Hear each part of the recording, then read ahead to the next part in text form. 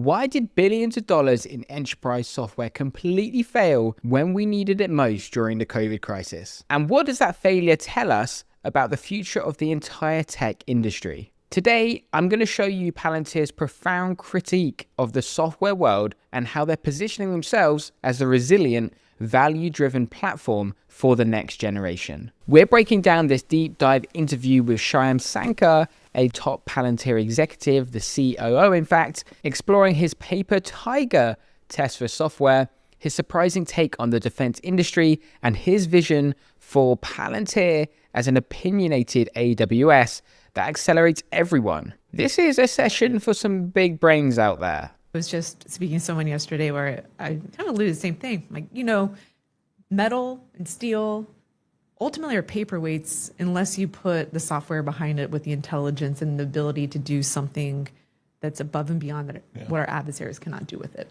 right? Like it's software is going to make that thing run. But one of the questions we get a lot is, we hear often, we want a new kind of prime and we want to hold vendors accountable differently. But when we look at the stacks, who's responsible if the APIs break? And it sounds like you're saying this new kind of prime with the infrastructure should be, but what about that? Like, if you're in that role, what's different about the way you do it versus some of these like traditional primes? Like, why is that different? I have these deep and profound critiques of the software industrial complex. This will answer the question, but I think a lot of what software has done is it's been geared. It's a natural consequence of the incentive. So what are the VCs funding? Things that are sellable. That's the feedback cycle. Can I sell this? Yep. That is not the same thing as is that thing valuable? Totally. And then over time, so I think the most profound mark to market for this is COVID. When COVID happened, go back to the earnings transcripts. Many of my customers had invested billions of dollars into supply chain software. They were so proud of what they had built. COVID happened, it all fell over like a paper tiger. What were they talking about on the transcripts? Teams, Zoom. Are you kidding me? You can't think of anything more lame. It's like all beta, right? It's like, I'm glad your productivity tools work, but and I think they all knew it. They were all like, well, my IT guys told me to spend $1 billion a year on this. And when the moment came, it fell over. Quick plug, YouTube isn't just for entertainment. It's one of the most powerful client acquisition tools available today. Why? Because it builds trust at scale. It means you're no longer chasing cold leads. You're speaking to an audience that chooses to listen, follow, and engage with you. That naturally creates warmer leads and higher close rates. If you run a business, chances are you're missing out on this opportunity. If you want to find out if your business could benefit from this, book a call below with me and I'll help you see if this could work for you. This is the core of Palantir's entire worldview, and it's a brutal takedown of the software industry. He draws a sharp line between software that is sellable and software that is truly valuable. Shyam's paper tiger test is the perfect example. For years, companies spent billions on supply chain software that looked great in a sales demo, but crumbled under real-world pressure. When the moment of crisis hit, it was completely useless. This is Palantir's fundamental critique. The industry is incentivized to sell shiny objects, not build resilient, battle-tested systems. Palantir's own platform, Shyam argues, is different because they build it for themselves to survive the toughest of challenges. It wasn't actually designed to just be sold. It was engineered to be valuable. And so, they got the sales, but they didn't deliver the value. So the reason I think this approach is different is what I'm really saying is, look, I already spent 7 years and $1 billion building this thing. I built it for myself. It runs every dollar of revenue I generate today. Totally. If you don't want it, that's fine. I'm going to keep investing in and building it because I need it. You have to be competitive on a world stage. Yep. And if I can give you access to it so that you can be more agile, that's amazing. That's great. Let's go do that. Yeah. And that I think creates, I'm always looking for how do we create positive sum dynamics here. I think that is kind of the unique American way of doing this, right? And that's the consequence of the monopsony and the historical legacy prime structure is it is so profoundly zero sum. Yep. It's like if you're getting this work share, that means I'm not. And then the government, people focus like they focus the narrative that I think is most wrong is this view of the greedy defense contractor, often applied to the legacy primes. Our nation's problem is actually that defense is not a lucrative business.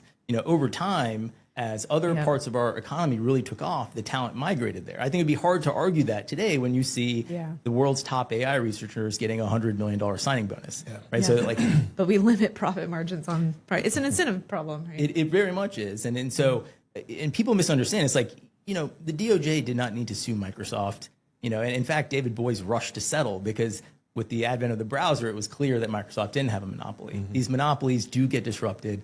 We broke up AT&T, and what do we have now? We have Verizon and AT&T. So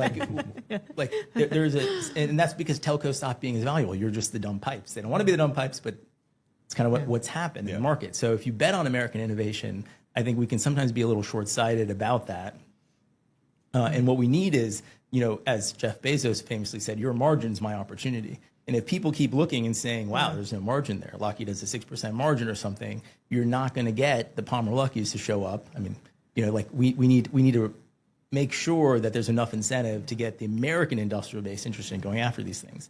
As much as I talk about the Last Supper and what I call the Great Schism, that problem started happening in the 70s. If you go back to the boardrooms in the 70s, these dual-purpose companies, as I call it, Chrysler used to build minivans and missiles. They started having discussions about how do I divest the government business. It's really hard to do business with the government. It's it's not growing. It's not profitable. Yeah, it's not as profitable. It's all relative. And then you have to really think. You get the industrial base you deserve. You get the industrial base that you incentivize. This is what separates Palantir from a typical vendor. They are not just talking about their product's features. They are diagnosing and trying to solve a deep, systematic problem with the entire American industrial base. Sharm's argument is completely contrarian. The common narrative is about greedy defense contractors, but he says the real problem is that defense is not profitable enough to attract the absolute best minds and the massive R&D budgets that you see in the commercial tech sector. So Palantir's mission isn't just to win another contract, it's to help fix the entire incentive structure, to make working on national security problems attractive again, and to build the gap between the innovation happening in the commercial world and the needs of America. They're not just playing the game, they're trying to redesign the entire field. Palantir's not just playing the game, they're trying to redesign the entire field for the better. Yep. Make it more sustainable. I think I might get the numbers roughly wrong, but Microsoft's like sinking $70 billion a year in CapEx.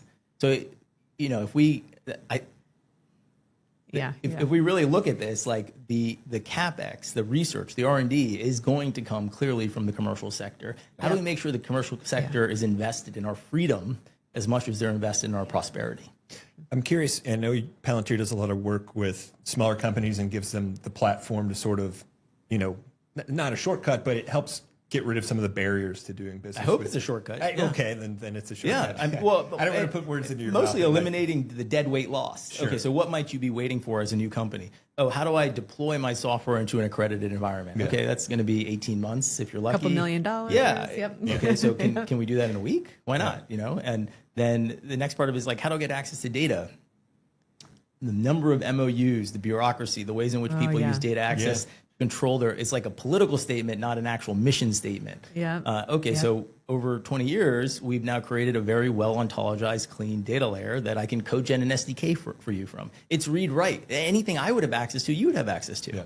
And that's really how you build the thriving ecosystem. If you look at our commercial business, like the part that's exploding right now is this movement for companies to re-platform their software on top of our infrastructure. Yep. I think of that as like a much more opinionated AWS.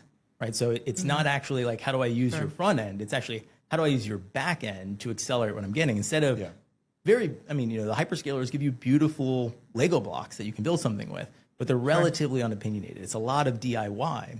If I can help you build your software solution in 3 months or 6 months rather than 3 years or 6 years, that's valuable. This is the most brilliant and most concise explanation of Palantir's commercial platform strategy I've ever heard. The opinionated AWS analogy is perfect. Sharm's saying that a hyperscaler like AWS gives you a fantastic set of beautiful Lego blocks. They're powerful, but they're unopinionated. You have to figure out how to put them all together, which can take years and a huge team of engineers. Palantir, on the other hand, gives you a sophisticated, pre-architected foundation. It's opinionated because it's built on 20 years of experience solving the hardest data problems. They're not just giving you the blocks, they're giving you the architectural blueprint. This is their value proposition. They're an accelerant. They're an accelerator. They allow other companies to build powerful software solutions in a fraction of the time, creating a thriving ecosystem on top of their battle-tested backend. Yeah. And so dig into that more. I mean, the value proposition for you guys is that influence, or I mean, what's the win for you in being able to do that? So in the latter case, like the commercial examples where people are literally licensing our platform to build their software, we're kind of in the role of an AWS there. So they're paying us for that part.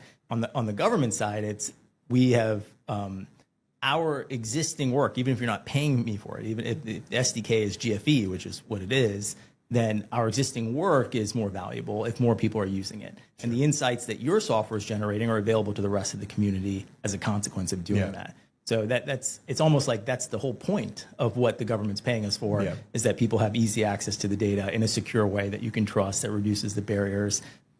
You know, we're competing on the first derivative, not what is the capability today, but how quickly can the capability continue to adapt to what people need. So what is the big picture? Well, it's Palantir's 3 core principles. First, they believe most enterprise software is a paper tiger built to be sold, not to be valuable. Second, they're not just a vendor, they're a strategic partner trying to solve the deep incentive problems of our entire industrial base. And third, their commercial strategy is to be the opinionated AWS, the accelerator platform that makes everyone else faster and better. It's a vision that goes far beyond a single product. They're positioning themselves as the resilient, valuable, and foundational backend for both our national security and our commercial future. Let me ask you, what do you think of that sellable versus valuable distinction? Is most software a paper tiger? Let me know your thoughts in the comments. And if you enjoyed this video at all, why not hit the subscribe button? Cheers.